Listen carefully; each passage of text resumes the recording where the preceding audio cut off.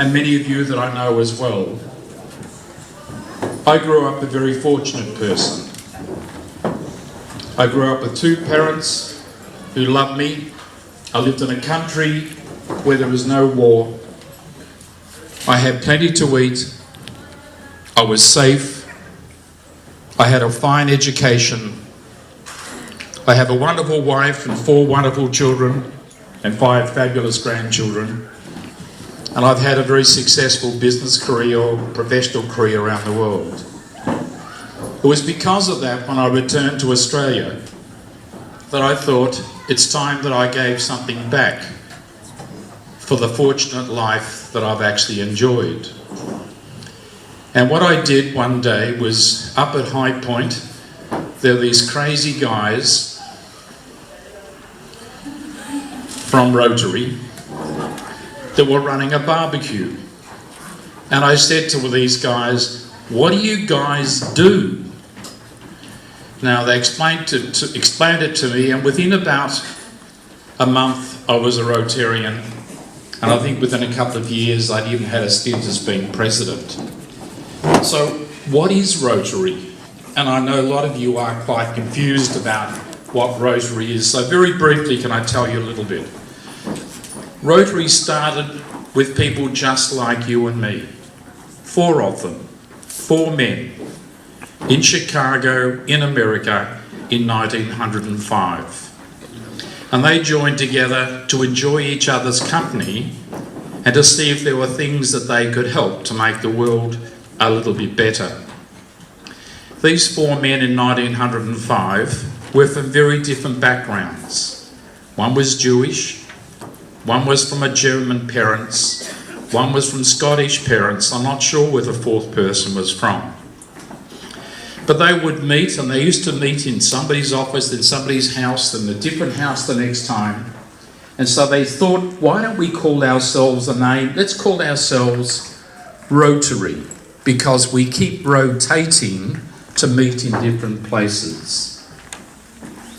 The first project they took on, funny enough, when you see the video we saw before, was to build a public toilet block in Chicago. In the flats over here. And through that I got to know the community, and I felt really welcomed by the community. That's you guys. And I met lots of families and lots of gorgeous kids through being a tutor there. And over that time I also met Burhan, and he'd tell me about the things he was doing in Sudan. I was at the fundraising evening about 3 or 4 years ago, and I saw some of the photos of the kids over there and the schools, and I think I saw the faces of the kids that I tutor here in Melbourne, but I saw them there. And I think it hit me that I could do the best I could locally, but the local is the global, and if we think education is important for kids here in Melbourne, and if I wanted to help kids here in Melbourne, then it was also important, education is important all over the world. So I knew that we all had to do something to help all over the world, and if that's in Sudan, that's what we have to do. So then at the end of last year, I'd finished my university studies, and I decided that I wanted to go to Africa myself, have a little break and see what it was like. I saw Burhan just before I left, and he also said he was going to Africa, and I said, "I'll meet you there." And I think he thought I was joking, but I wasn't. And so in about May, I gave him a call. I was in Dongola, I think, in north of Sudan, and I said, "Burhan, I'm in Dongola, can I come stay with you?" And thank God he said I could, and he very kindly hosted me firstly in Khartoum and then took me to Kassala. So I'd asked him if we could go and visit the schools just to see what was going on, because I'd seen the pictures, but I wanted to see for myself what it was actually like there. So we headed across from Khartoum to Kassala on the bus, a long trip on dusty roads on hot days. And we arrived in Kassala. We were very kindly hosted by a local family. And I just want to acknowledge that family, because they've hosted Burhan a few times before, I think. And it's people like that on the ground there that are also giving a lot to help the projects as well. So we stayed with them and we visited about 3 of the schools. And I say there was so many good things about the schools, and there were so many not so good things.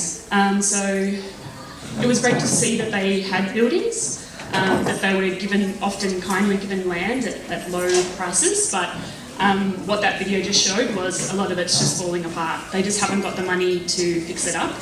So, and yeah, just seeing walls crumbling and where kids have to sit on the floor, or things like they didn't even have blackboards in some of the rooms, or yeah, just everything falling apart. What I did see was the walls that had already been built with money through EHA.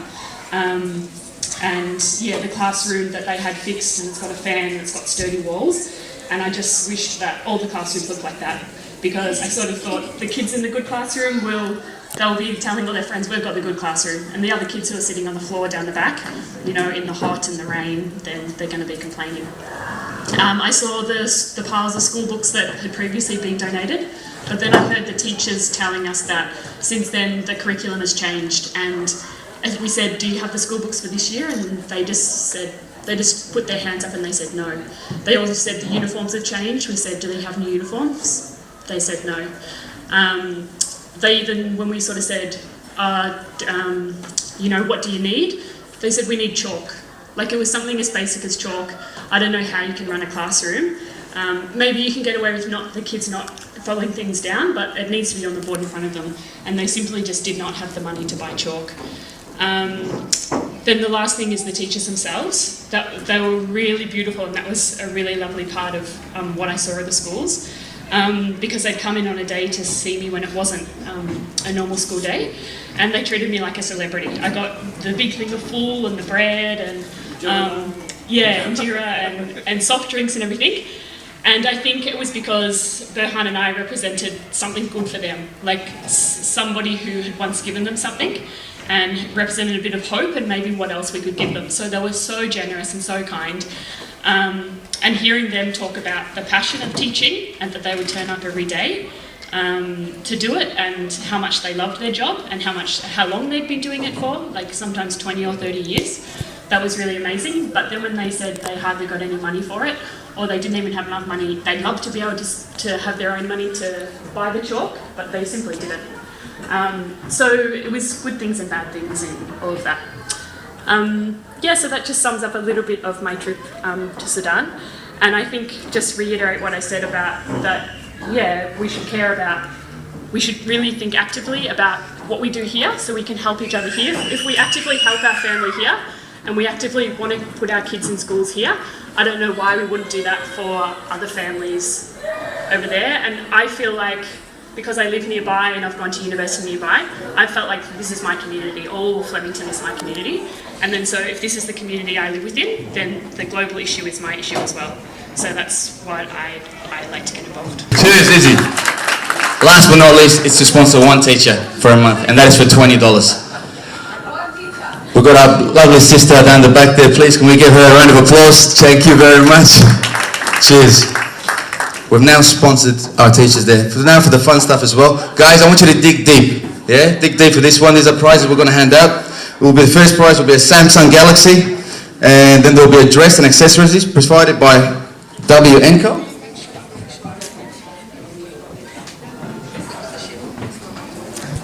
Right, for those people who have just sponsored, guess what? It's an ongoing sponsorship. It will be great if you can continue. There's no contractual obligations with this one, guys. It's just giving for goodwill. So we thank you for that. All right, the prizes. Everybody got your raffle tickets? All right, fantastic. What we're going to do is we're going to get a little child. Who's the young child who's got guts? Someone here at the front. You right here. Come on up for us. So we're going to pull the tickets out. We're not call the tickets out. We've got 3 prizes for you guys today. The first one we're going to go as the third prize winner will be a $40 voucher for the African Beauty Salon, correct? Yep. Right. Second prize will be 3 prizes for North Melbourne Football Club. Any North Melbourne supporters in here today? Down the back. And the first prize will be 2 free driving lessons with my uncle Yassin Musa. Where is he? Give Yassin a round of applause, ladies and gentlemen. Thank you very much. Yes. First time, first pass. I was one of his candidates. First prize picked out today was Green D20. Green D20. Who's got the raffle ticket for Green D20? Anybody's got it there? Come on up, Hayab. Give him a round of applause, guys. Come on through, Hayab. I'm sure you're going to give this prize to Mum. It's a $40 salon ticket, yeah? the second one. Grab that for me. Which one? There you go, fantastic. Give them a round of applause, guys. Cheers. Right, now for the second prize, for the North Melbourne tickets. What is it? Orange 18. Who has orange 18? Anybody got orange 18? Come on up and grab this. North Melbourne tickets are coming for you shortly. Hold this with you as well. There's a receipt, thank you. Right, for the main prize with Uncle Yasin and his driving. Great. We need one more youngster to come grab a ticket for us. One more. Ismail is not a youngster, no, thank you very much. The lovely girl in the pink dress, in the pink top with a star on it, come on through. Come through, pick it up, yeah. What? We've got Orange C21. Orange C21, who has that one? Orange C21. Simon, I think you already have your license, so you can hand it over to somebody else. He's got kids? Save it for the Yasin and the kids then, inshallah. Now the next one is? Now we're going to do the teacher's auction, correct? Right, next, the next one is, guys, is the teacher's auction. This one's a little bit more serious. And what I need to do with this one is I'll give you a bit of an update on what this is all about as well. This way, yeah. This project, guys, aims to mainly empower the children to become self-reliant. The main point of this is, forgive me, I'm just going to use the mic off my hands. The main point of this is, guys, we do not want to just continue sending fish or teaching people how to, mainly what we want to do is teach them how to fish for themselves, making them self-reliant, empower them, and essentially not only help the children themselves, but you'll be helping their families, you'll be helping the community as a whole. And to think about it, $10 a month is what these guys make a month living out there.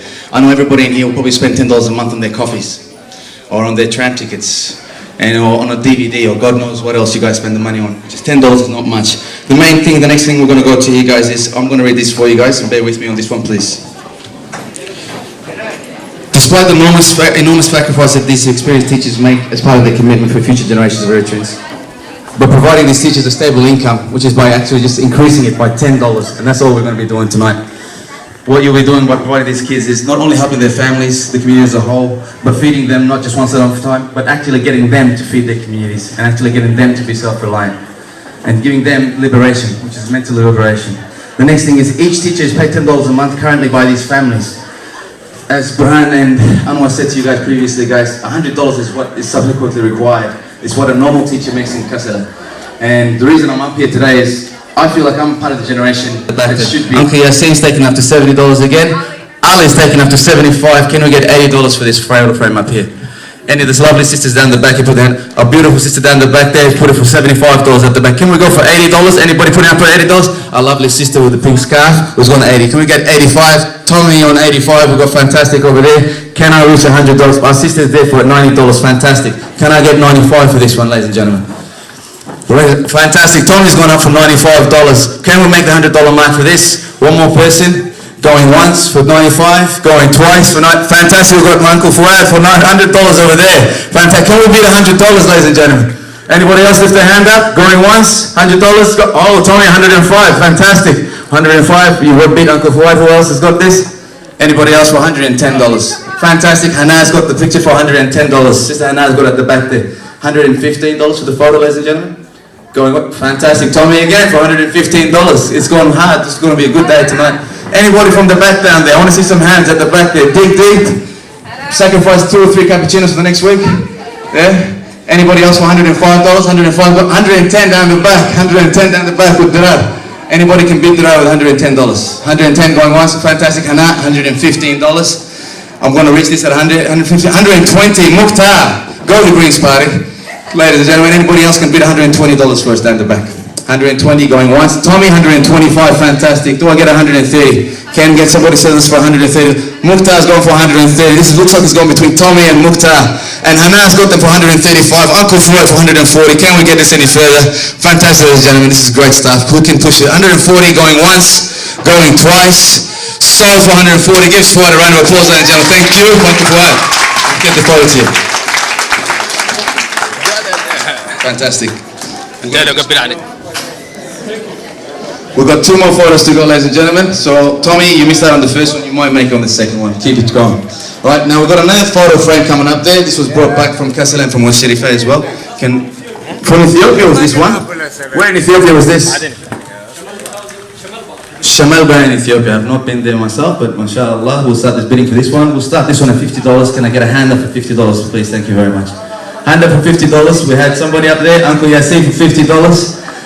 I don't think you can pay like to pay $50 anyway. Anybody else? $55. Come on, next 55. Mukhtar's up 55. Can I get a 60 up there? Ali for a 60. Anybody else, guys? Can we get $70?